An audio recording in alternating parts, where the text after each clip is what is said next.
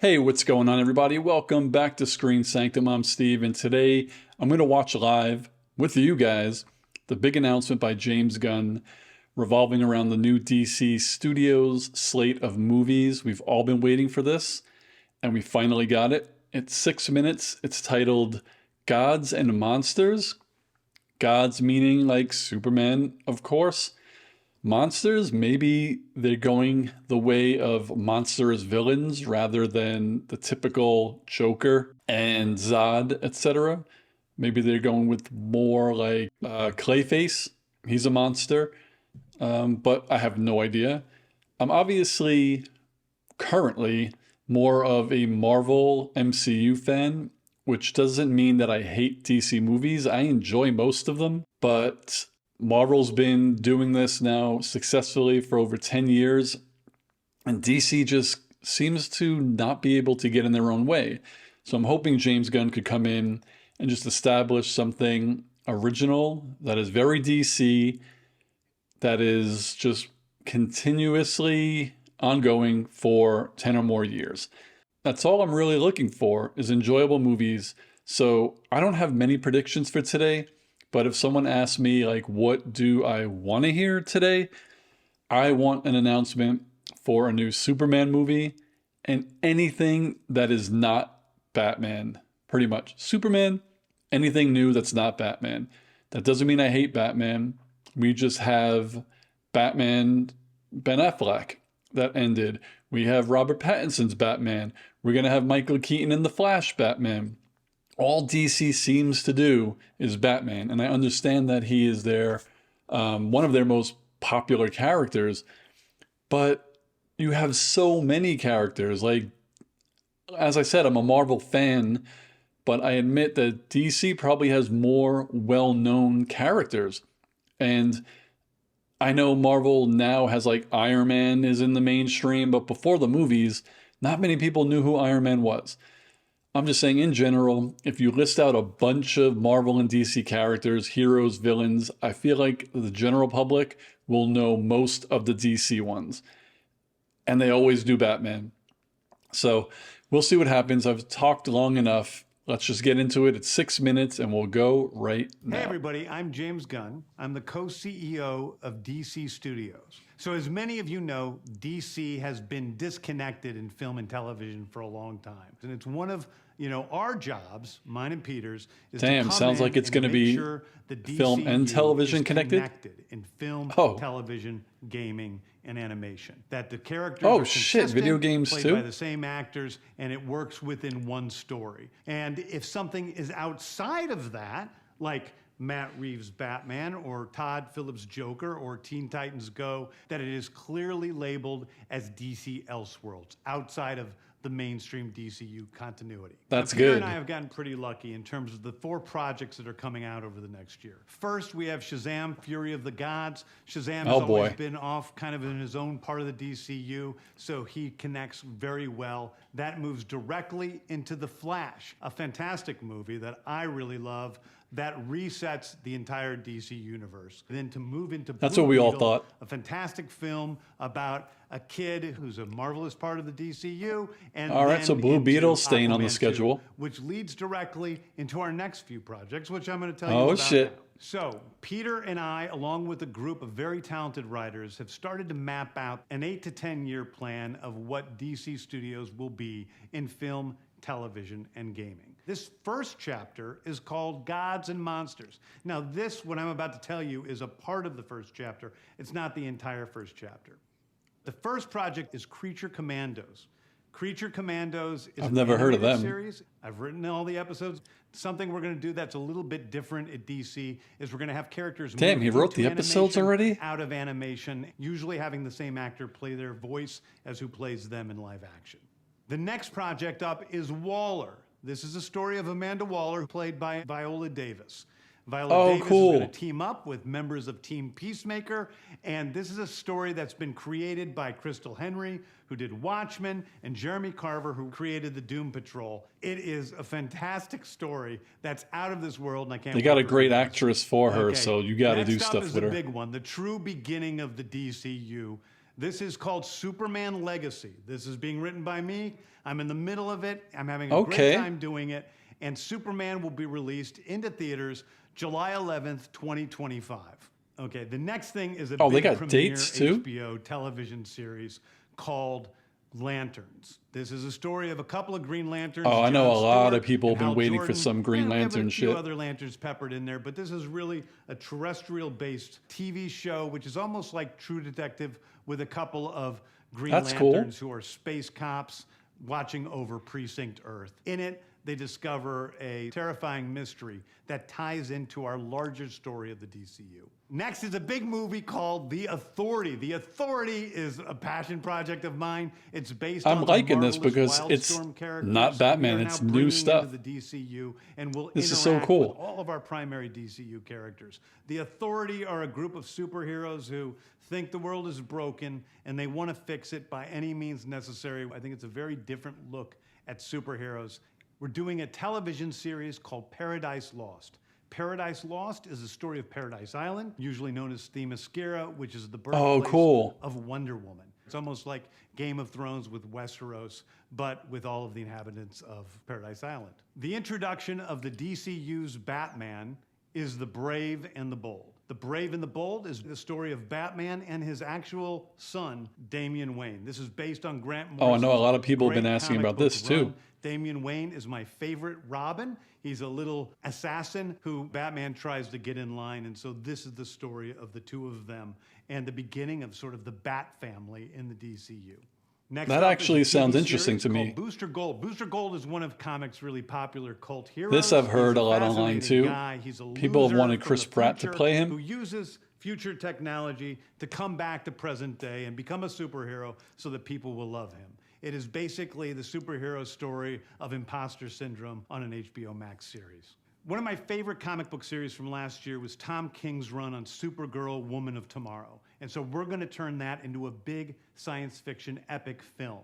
Now, Superman is a guy who was sent to Earth and raised by loving parents, whereas Supergirl in this story, she is a character who was raised on a chunk of Krypton. She definitely need more female-led stuff. Perish in some terrible way, so she's a much more jaded character. And that brings me to Swamp Thing, the last thing we're going to talk about, a very dark horror story in the origins. That's pretty cool too. The monster who is Swamp Thing. And although it's totally outside of the I know Marvel just got Man-Thing, but I knew who Swamp Thing was way before. Anyway, those are the stories that I can tell you about right now. I've loved the DC characters since I was a child. They're incredibly important to me. I knew that this was a once-in-a-lifetime opportunity to do something very different. One of the things that's very important for me in all of these movies and TV series is that the director's vision and the vision of the writers and all of the creators is unique and something special. Storytelling is always king. That's all that matters to us. And that might be a dig at Marvel. I want to be true to you guys and really give you something different than you've ever seen before. Anyway, thank you, everybody. I appreciate you watching. I hope this was exciting for you because it's really exciting for me. And I can't wait to start to dive into these stories with you guys on this grand adventure. Thank you so much. See, I actually am very excited about this announcement. And I know there's going to be a lot of people on Twitter who are pissed off. And there's two sides to this coin. One is DC has an established trilogy of characters that, in my mind and in mostly everyone's mind, they are cash cows. They're bankable. It's Wonder Woman, Superman, Batman. And in a perfect world, you would revolve your universe around them. And they tried that. And it worked and didn't work. But for those three characters, I would lean towards more that it didn't work. If you ask someone, and maybe I'm wrong, but if you ask someone to name 4 superheroes, they'll probably say Superman, Batman, Wonder Woman, Spider-Man. And they might actually say Spider-Man first. I believe he's the most popular superhero, toy sales and stuff. But DC probably has the 3 most recognizable. And I know box office or movies isn't all about the amount of money that you make, but Superman, Batman, Wonder Woman, should be $3 billion franchises, at least. And I don't think any of their solo movies, and Batman didn't get one, made $1 billion. And I know Wonder Woman 2 really wasn't in the theater, it was mostly streaming, but that's disappointing. We're getting movies like, well, let me just go back. Marvel had to do it differently. They didn't have the rights to their most famous and important characters, so they had no choice but to start with Iron Man and Thor and Captain America, and they gradually made them into household names and franchises that could be led to make $1 billion. And all the money they made with those first movies and Avengers, they were able to say, okay, let's do Doctor Strange. Let's do Ant-Man. Like, when you think about it, Ant-Man has a trilogy. Superman got one movie. Thor has 4 movies. Superman has 1. Batman, Ben Affleck, has none. So it's not about popularity per se. Marvel had to do it a different way. DC was fortunate enough to be able to kick it off with their big stars, and I think they failed. So now it looks like James Gunn is kind of going the way of Marvel a little bit, where finally, let's get some new characters in here. 75% of this slate I've not heard of, and I'm excited about it because it's not Batman. Am I sad that Henry Cavill's not Superman anymore? Of course, because I really love Henry Cavill. I thought he was a perfect Superman, but they had no idea how to use him. As you see, he had 1 movie in 10 years. And I don't want to go into his personality and stuff because I kind of enjoyed a more real Superman, and I know he's about hope and things like that, and I don't want to get too much into it, but I had no problem with the way the Superman was portrayed. You may have a different opinion, but I am very excited to hear this news of these announcements. I know this isn't the entirety of their chapter 1, so it's sad that there was only 2 female-led shows that he announced, but I'm sure there's going to be more. We didn't even hear about Wonder Woman yet, so besides the Paradise Island show, and we have no details, so we don't know if that's going to follow Wonder Woman from when she's a kid to becoming Wonder Woman, or if it's going to be about something else and Wonder Woman's already established but just not there. There's so many ways they could go about that. I'm just super excited that we're getting new stuff. And I like how he explained how these movies that are already releasing tie into each other, like Shazam into The Flash into Blue Beetle into Aquaman. And it's interesting to note that that wasn't the original release schedule. So that tells me that they did some rewrites and reshoots to make them fit that way, which is fine. We have these movies out. They need to come out. But the other thing that was interesting to me is that he admitted that the Flash movie is basically rebooting the whole universe. So, after the Flash, we already have Blue Beetle, which is new. We don't really have to talk about it because there's nothing to establish before in that world. But Aquaman is coming out in December. So, if the Flash is rebooting the universe we already know, will Aquaman change actors during that movie? Meaning, will the movie Aquaman that comes out in December have a portion at the end that coincides with the Flash where something happens and Jason Momoa is not Aquaman anymore? Because there's rumors that Jason Momoa has a different project that he's a part of in DC and people think it's Lobo. So there's a lot to talk about here. I'm super excited. This Marvel fanboy is super excited for this slate of movies. I can't wait till they start announcing the actors who will be playing these characters and get more release dates. I'm really happy that they announced that the Superman movie already does have a release date. I believe he said July 2025, which means he's almost done writing it. It'll shoot next year to come out the year after. That's dope.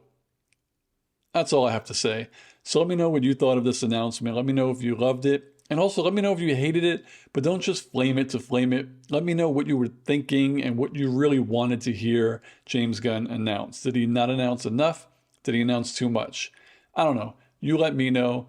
Like, subscribe, and hit the notification bell, and I'll see you on the next video. Peace, guys.